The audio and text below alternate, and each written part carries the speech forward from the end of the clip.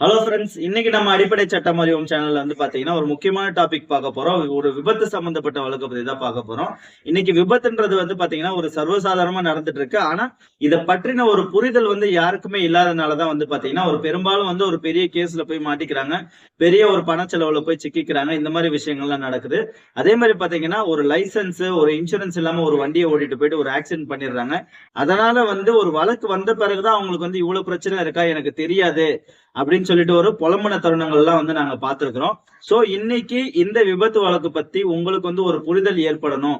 அதே மாதிரி ஒரு புதிய பிஎன்எஸ் சட்டத்துல ஹிட் அண்ட் ரன் கேஸ் அப்படின்னு சொல்லிட்டு ஒரு புதிய சட்டப்பிரிவு சேர்த்திருக்காங்க. இது எந்த அளவுக்கு வந்து ஒரு கடுமையான ஒரு சட்டப்பிரிவு அப்படின்னு சொல்லி உங்களுக்கு எக்ஸ்பிளைன் பண்றதுக்காக தான் இன்னைக்கு இந்த வீடியோ.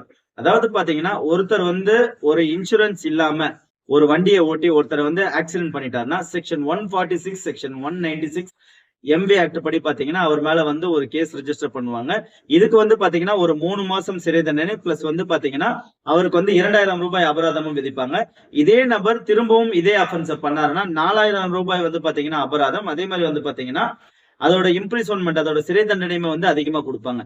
அதே மாதிரி பாத்தீங்கன்னா லைசன்ஸ் இல்லாம ஒருத்தர் வந்து ஒரு வண்டியை ஓட்டி ஒருத்தர் ஆக்சிடென்ட் பண்ணிட்டாருன்னா அவருக்கு வந்து 5000 பெனால்டி போடுவாங்க. அதே மாதிரி 3 months இம்ப்ரிசன்மெண்ட், இது ரெண்டுமே சேர்த்து கொடுப்பாங்க. அதே மாதிரி அவருடைய வண்டியை வந்து சீஸ் பண்றதுக்கு அந்த போலீஸ் அத்தாரிட்டிக்கு வந்து ரைட்ஸ் இருக்கு. அதே மாதிரி பாத்தீங்கன்னா இந்த புதிய பிஎன்எஸ் சட்டத்துல என்னென்ன சட்டப்பிரிவுகள்லாம் வந்து இந்த விபத்து ஏற்படுத்தினா போடுவாங்களோ அந்த சட்டப்பிரிவை பத்தி இப்ப பார்ப்போம். அதாவது இந்த 125A பிஎன்எஸ் அப்படின்ற ஒரு சட்டப்பிரிவு வந்து ரெஜிஸ்டர் பண்ணுவாங்க. இந்த 125A வந்து பாத்தீங்கன்னா அசட்டுத்தனமா ஒருத்தருக்கு வந்து நீங்க வந்து காயம் ஏற்படுத்தி ஏதாவது ஒரு விஷயங்கள் நடந்ததுன்னா அதற்கு வந்து தண்டனை கொடுக்கிற சட்டப்பிரிவு தான். இதுக்கு வந்து பாத்தீங்கன்னா 6 மாசம் சிறை தண்டனை பிளஸ் வந்து பாத்தீங்கன்னா 5000 பெனால்டி போடுவாங்க. அதே மாதிரி 125B பிஎன்எஸ் கீழே வந்து ஒரு கேஸ் ரெஜிஸ்டர் பண்ணுவாங்க. இது வந்து பாத்தீங்கன்னா 3 வருஷம் சிறை தண்டனை மற்றும் பாத்தீங்கன்னா 10,000 ரூபாய் அபராதம் விதிப்பாங்க. இது வந்து கொடுங்காயம் ஏற்படுத்தினீங்கன்னா இந்த கேஸ்ல ரெஜிஸ்டர் பண்ணுவாங்க. அதே மாதிரி இந்த 281 பிஎன்எஸ் கீழே வந்து ஒரு கேஸ் ரெஜிஸ்டர் பண்ணுவாங்க. இது வந்து பாத்தீங்கன்னா ரேஷ் டிரைவிங், அதாவது ஒரு முரட்டத்தனமா நீங்க வந்து ஒரு வாகனத்தை ஓட்டி பொது வழியில யாருக்காவது ஒரு அபாயத்தையோ அவங்களுக்கு வந்து உடல் காயத்தையும் நீங்க ஏற்படுத்துனீங்கன்னா அதுக்கு தண்டனை கொடுக்கிற சட்டப்பிரிவு. இதுக்கு வந்து பாத்தீங்கன்னா ஒரு 6 மாசம் சிறை தண்டனை பிளஸ் ஒரு 1000 ரூபாய் பெனால்டி போடுவாங்க. அதே மாதிரி இந்த 282 பிஎன்எஸ் வந்து பாத்தீங்கன்னா இந்த கப்பல், படகு போன்ற விஷயங்கள் எல்லாம் ஓட்டி ஒருத்தருக்கு வந்து ஆபத்து, ஒருத்தரோட உடலுக்கு ஏதாவது காயம் ஏற்படுத்திட்டீங்க அப்படின்னா அதற்கான தண்டனை கொடுக்கிற சட்டப்பிரிவு. இது வந்து பாத்தீங்கன்னா 6 months வந்து சிறை தண்டனை. அதே மாதிரி வந்து பாத்தீங்கன்னா 10,000 ரூபாய் வந்து அபராதம் போடுவாங்க.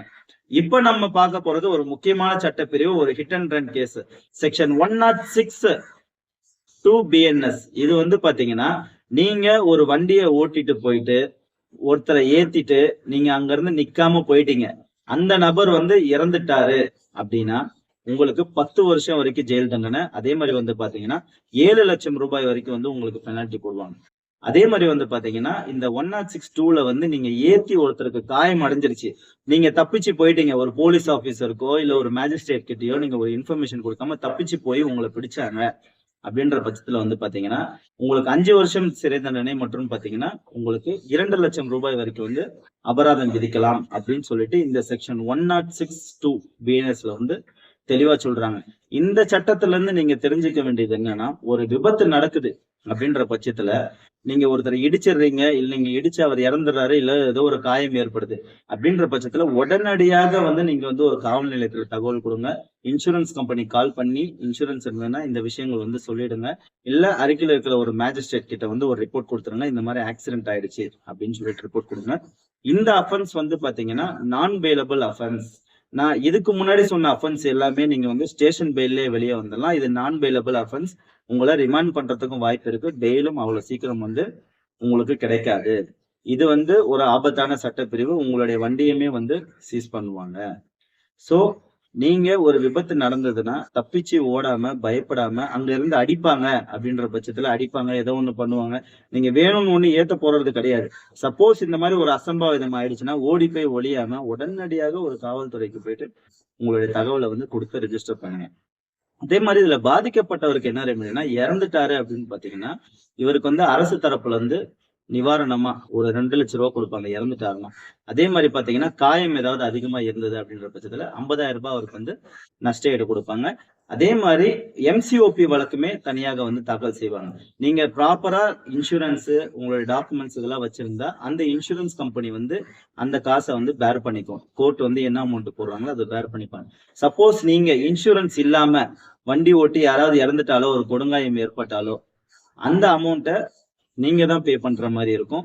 சோ இது உங்களுக்கு தேவையில்லாத ஒரு மன உளைச்சல் ஆயிடும். சோ நீங்க வந்து ப்ராப்பரா ஒரு வண்டியை எடுத்துட்டு போனீங்கன்னா ஒரு நாள் தானே இப்படி போயிட்டு வரோம் அப்படின்னு சொல்லிட்டு ஒரு கேர்லெஸ்ஸா போகாம ப்ராப்பரான ஒரு லைசன்ஸ், ப்ராப்பரா வந்து இன்சூரன்ஸ், ப்ராப்பரா ரெக்கார்ட்ஸ், வண்டிக்கு என்னென்ன ரெக்கார்ட்ஸ் மெயின்டைன் பண்றீங்களோ ப்ராப்பரா வச்சுட்டு போங்க. நீங்க எந்த செலவுகளையும் மாட்ட தேவையில்லை.